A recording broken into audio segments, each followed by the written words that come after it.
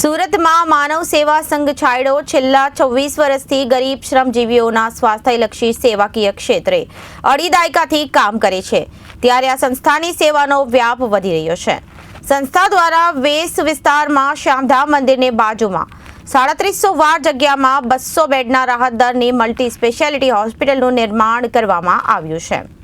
છાંયડો સંસ્થાના પ્રમુખ ભરતભાઈ શાહે કહ્યું કે હોસ્પિટલના બાંધકામ સ્થળ પર 29મી ડિસેમ્બરના રોજ માનસ મંડળ દ્વારા સુંદરકાંડનું આયોજન કરવામાં આવ્યું છે, જેમાં દાતાઓ સહિત મહેમાનોને હોસ્પિટલની પ્રગતિ અંગે માહિતી આપવામાં આવશે। સમગ્ર હોસ્પિટલને મળનાર ફંડ પૈકી કોપર્સ ફંડ ઊભું કરી અત્યંત જરૂરિયાતમંદ તેમજ વીમા કવચ તથા આયુષ્માન કાર્ડ વગરના સામાન્ય દર્દીઓ માટે સુવિધા આપી શકાય તે માટે વિચાર વિમર્શ કરવામાં આવશે।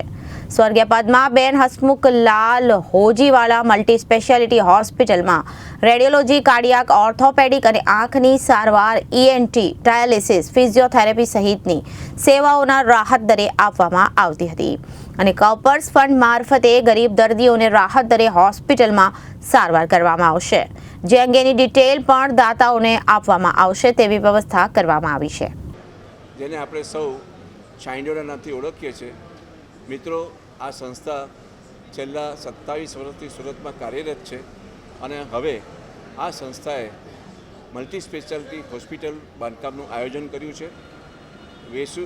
શ્યામ ખાટુ મંદિર અલથાણ ભટ્ટાના રોડ ઉપર લગભગ 2 લાખ ચોરસ ફૂટનું બાંધકામ થવા જઈ રહ્યું છે અને એને માટે સ્વર્ગસ્થ હસમુખલાલ હોજીવાલા પરિવારે 3700 વાર જગ્યા આપી છે અને એમાં મલ્ટી સ્પેશિયાલિટી હોસ્પિટલની અંદર 200 બેડની હોસ્પિટલ રહેશે। તેમાં તમામ પ્રકારની સુવિધાઓ અમારી રહેશે અને તમામ પ્રકારના રોગોને માટેની સારવાર કરવામાં આવશે।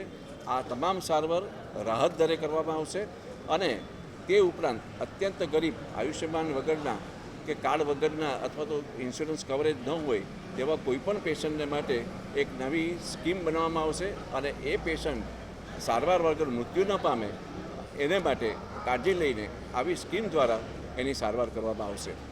અમારો આની અંદર કાર્ડિયાકથી માંડીને ઓર્થોપેડિક, ન્યુરોલોજી, કિડનીને લગતા પેશન્ટો, કેન્સર, આ બધા જ પ્રકારના રોગોને કવર કરવામાં આવનાર છે।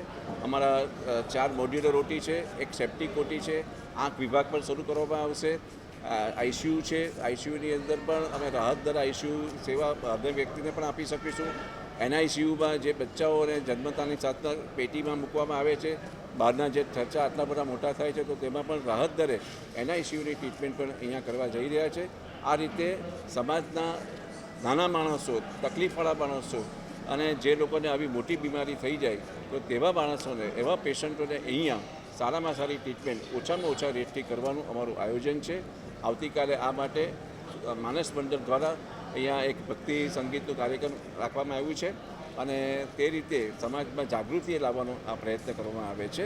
મિત્રો, આપના જે કોઈ તમારે ત્યાં અમારી બીજી બધી પ્રવૃત્તિમાં પણ કોઈ ગરીબ તકલીફવાળો માણસ હોય અને આવી ટ્રીટમેન્ટની જરૂર હોય તો તમે આપ ચોક્કસપણે અમારા ત્યાં મોકલી શકો છો। Thank you very much.